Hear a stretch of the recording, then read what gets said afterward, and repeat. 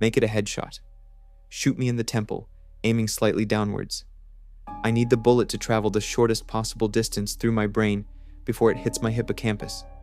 If I'm lucky, the sensation of the gunshot ripping through my skull will only last a few decades. As awful as this sounds, you'll be doing me an enormous favor. Death by a headshot, as soon as possible, is vastly better than the alternative. My ordeal started over 10,000 years ago, at 10:15 this morning. I earn extra money by participating in drug trials. I'm a so-called healthy subject who takes experimental drugs to help assess side effects. Once it was a kidney drug. A few times, it's been something for blood pressure or cholesterol. This morning, they told me the drug I took was a psychoactive substance intended to accelerate brain function. None of the drugs I had tested so far have ever done anything for me, in the recreational sense. In other words, none of the drugs I've tested have given me a killer buzz, or mellowed me out, or anything. Maybe I've always ended up the placebo group, but nothing I've tested had affected me at all. Today's drug was different. This shit worked. They gave me a pill at 10:15 and told me to hang out in the waiting room until they called me back for some tests. Only about 30 minutes, the research assistant told me. I flopped onto the waiting room couch and read a few articles from a copy of Psychology Today that was sitting on the coffee table. They hadn't called me back when I finished the Psychology Today, so I picked up a US News and read it cover to cover. Then I read an old Scientific American. What was taking them so damn long?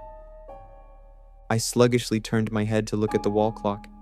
It was only 10:23 a.m. I had read all 3 magazines in 8 minutes. I remember thinking this was going to be a long day. I was right. The waiting room had a little bookshelf with some used hardcovers on it. When I stood up to walk to the bookshelf, it felt like my legs barely worked. It's not that they were weak. They were just slow. It took a full minute just to stand up off the couch and another minute to take 2 steps to the bookcase. I scanned the old books on the shelf and picked out a copy of Moby Dick. My arms had the same problems as my legs. Just reaching 1 foot in front of me to grab the book took a long time. I actually got bored, just waiting for my hand to reach the spine of the book. I slogged back to the couch and collapsed onto it in a slow-motion fall that reminded me of the low-gravity hops of astronauts on the moon. I opened Moby Dick, slowly, and began reading. I started with Call Me Ishmael and got as far as Ahab throwing his pipe into the sea, which was all the way to friggin' chapter 30, before they called me back. "How are you feeling?" the research assistant asked me. "I feel slow," I said. "Actually, it's the other way around. Everything seems slow because you're so fast." "But my legs, my arms, they're moving in slow motion." "Your body seems like it's moving slowly because your brain is fast. Your brain is running 10 or 20 times faster than normal. You are thinking and perceiving reality at an accelerated pace. But your body is still constrained by the laws of biomechanics. Frankly, you're moving much faster than a normal person." She pantomimed a jogging motion. "But your brain is running so much faster right now that even your fast walk seems very slow to you." I thought about my slow motion flop onto the waiting room couch. Even if my muscles had slowed down, my body would still react to gravity the same way. But in the waiting room, I even fell in slow motion. Slow muscles couldn't explain why gravity seemed weaker. My brain was going at warp 10. That's how I managed to read 3 magazines and the first 30 chapters of Moby Dick in 15 minutes. They ran a series of tests on me. The physical tests were fun. They made me juggle 3 balls, then 4, then 6. I had no problem keeping 6 balls in the air because they seemed to be moving so slowly. It was boring, frankly, waiting for each ball to move through its arc so I could catch it with my slow motion hands and toss it back into the air. They threw Cheerios in the air and I caught them with chopsticks. They dropped a handful of coins and I counted the total value before they hit the ground. The cognitive tests were less fun, but very illuminating. Finish a 50-word word search. 3 seconds. Solve an intricate maze drawn onto a poster-sized paper, 2 seconds. View a slideshow projected at 10 images per second and answer detailed questions about what I saw, 95% correct. They told me I measured over 250 on the Knopf scale. Apparently, that's deep into the superhuman range of thinking speeds. Then they sent me home.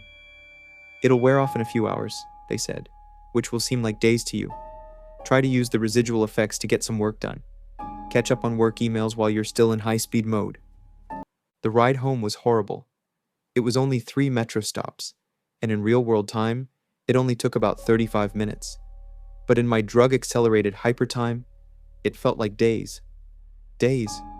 Just walking out of the medical research suite to the elevator seemed like it took an hour.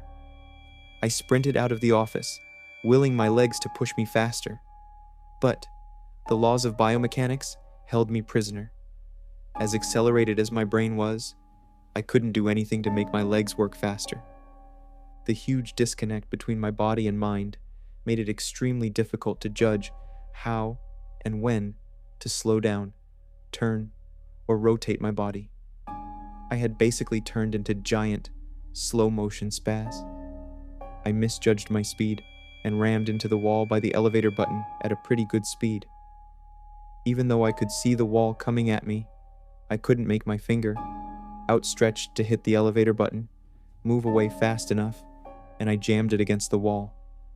Hard. The pain was intense. If my brain had been running at regular speed, it probably only would have hurt for 30 seconds or so. But in my accelerated state, the intense pain seemed to last for half an hour.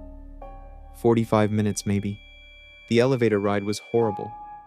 It felt like I spent 4 or 5 hours just descending 7 floors, with nothing to look at but the interior of the elevator car. I sprinted to the metro station. I have to admit, this part was almost fun. Even though my body moved at what seemed to me super slow speed, I could still carefully choose how and where to place my feet, swing my arms, and turn my torso. It only took a block or two to getting used to having a brain that ran 24 times faster than my body. Then I basically sprint danced the rest of the way, twisting and juking between people on the sidewalk and dodging moving cars with inches, aka minutes, of clearance. I spent an hour, in my time frame, descending into the subway and running to the platform. Endless tedium, waiting the 6 minutes for the Red Line train to arrive. Although there was more to look at on the metro platform than inside the elevator, it was still intensely boring. I should have stolen that copy of Moby Dick. The Red Line train roared into the station in slow motion. The normally high-pitched squeal of its brakes was frequency shifted by my high-speed mind to a long, low tone, like a monotone tuba solo. It wasn't just the squealing subway train that was 3 octaves lower than normal.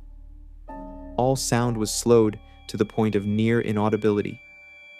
Voices were gone, shifted below the threshold frequency of my hearing. I did manage to hear a screaming baby on my subway car, her shrieks slowed to sound like whale songs.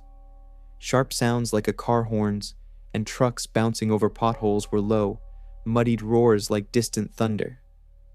Back at the research offices, I could still hear and communicate with the research staff.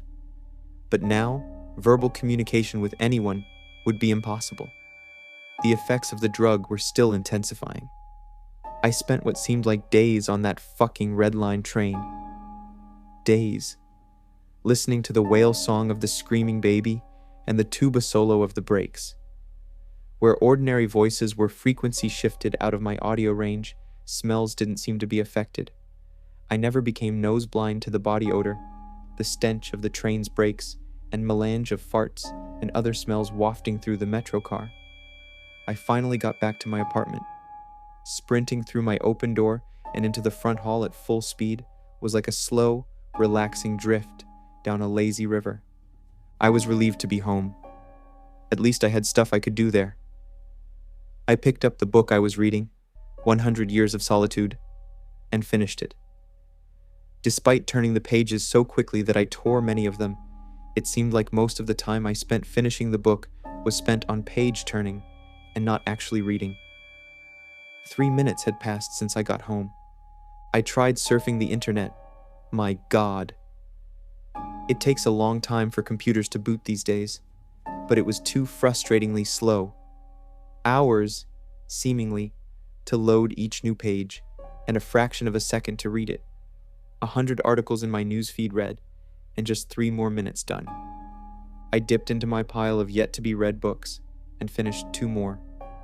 4 more minutes had passed. Nevertheless, I tried to sleep. I walked to my bedroom, a slow 45-minute drift through my apartment, and flung myself into bed, lazily falling like a feather onto the mattress. I closed my eyes and lay there for hours and hours, 10 minutes of reality time, before giving up. Sleep would not come.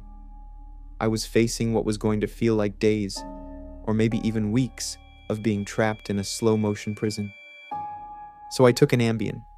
The sensation of the pill and the splash of water I used to swallow it, sliding my throat, was sickening. A lump that blocked my breathing, moving like a slug down my esophagus. I read a book. 10 minutes had passed. I read another. 18 minutes since I took the Ambien. I threw the book across the room in disgust at my situation. The book slowly pirouetted and spun through the air, like a leaf blowing in a breeze. It hit the wall with a long, faint rumble, the only sound I had head for what seemed like hours, then drifted to the floor like a flip-flop sinking in a swimming pool. The force of gravity hadn't changed since I took the pill. The laws of physics were the same. It was just my perception of time that had gone wackadoo. This meant I could use the speed things seemed to fall as a way of judging the effects of the drug.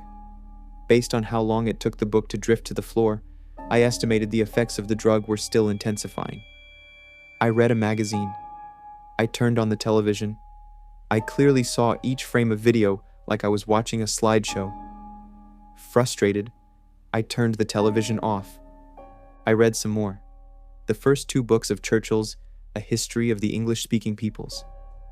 Not exactly a light read. Frankly, I hated it. But given the hours of tedium it would take to go get another book off my bookshelf, just sitting on the couch and reading Churchill was better. Or at least, less worse. It had now been 35 minutes since I took the Ambien. I lay down on the couch and closed my eyes. Time passed. I inhaled.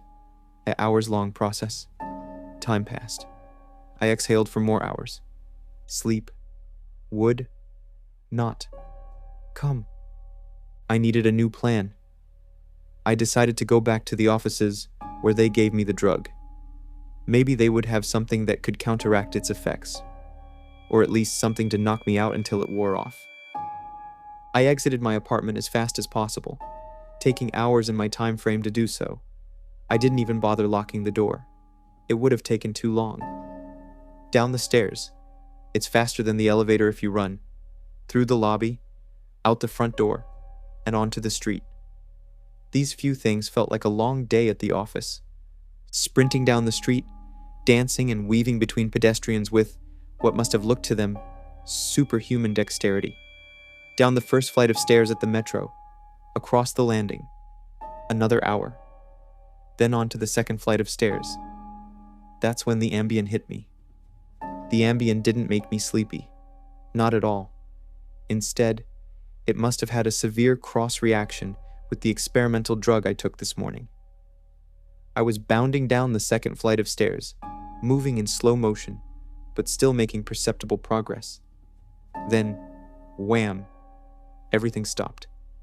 The dull roar of the street and metro noise ceased, replaced by the most perfect silence I've ever experienced.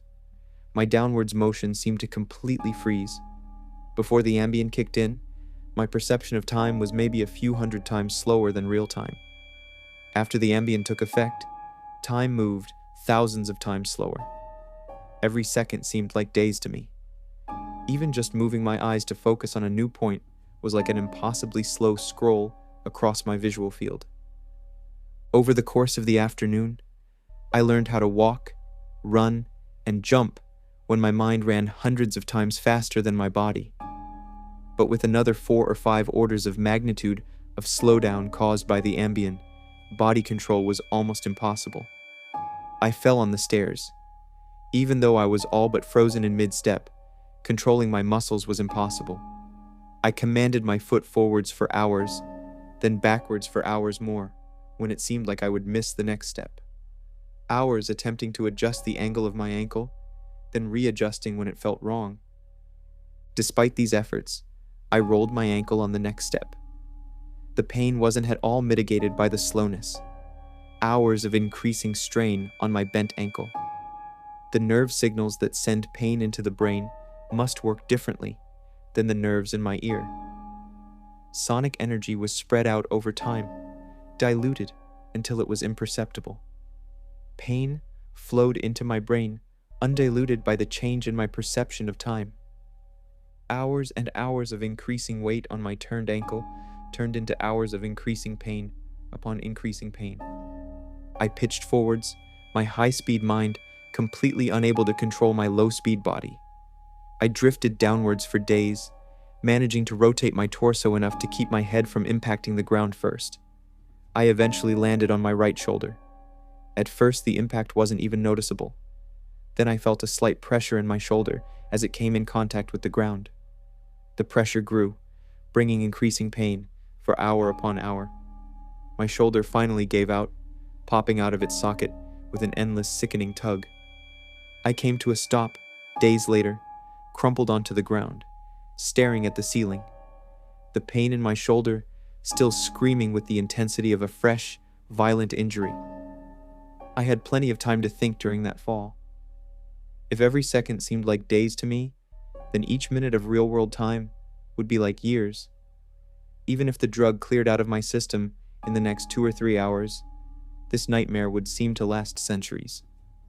By the time I hit the ground, I had a plan. I would somehow get to the platform and throw myself in front of a train. I twisted onto my hands and knees, days of my dislocated shoulder crying for relief. I misjudged my rotation and rolled onto my back. I tried again, collapsing onto my face as I tried to figure out how to control a body that moved slower than grass grew. Weeks of effort were finally rewarded with success. I stabilized on my hands and knees. If just getting on all fours was this difficult, I figured that walking or running was completely out of the question. So, I crawled. I crawled through the metro tunnel. The dumb looks on the faces in the crowd lingered on me for weeks. I crawled under the turnstile and onto the escalator. The escalator spilled the rush hour crowd onto the platform at the same speed a glacier spills ice into the sea. I looked out over the crowded platform during my interminable downward ride. The train status sign said the next train wouldn't arrive for 20 minutes. 20 minutes was like a year to me. I'd have to spend a year on the metro platform, waiting to die. I crawled off the escalator, enduring days of stupid expressions on the commuters' faces.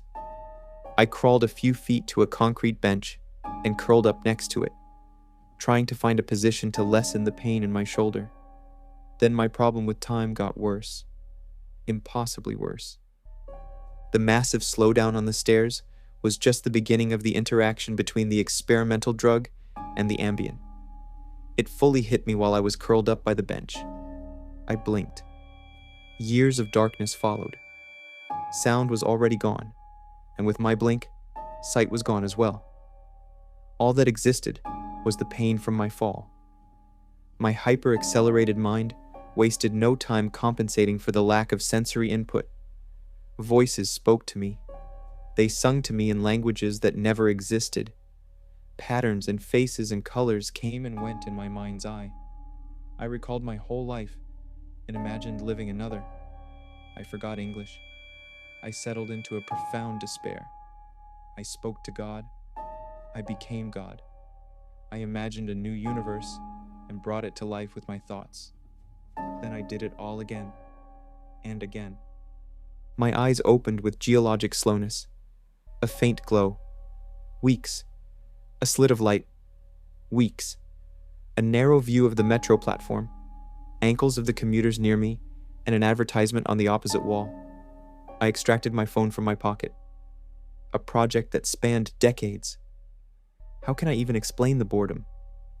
The pain in my shoulder is nothing compared to the boredom. Every thought I can think, I have thought hundreds of times already. The view of ankles and advertisements never changes. Never. The boredom is so intense, it's tangible, like a solid object of metal and stone wedged into my skull. Inescapable. What are my options? If I crawl and fall onto the tracks without an oncoming train to crush me, I won't die.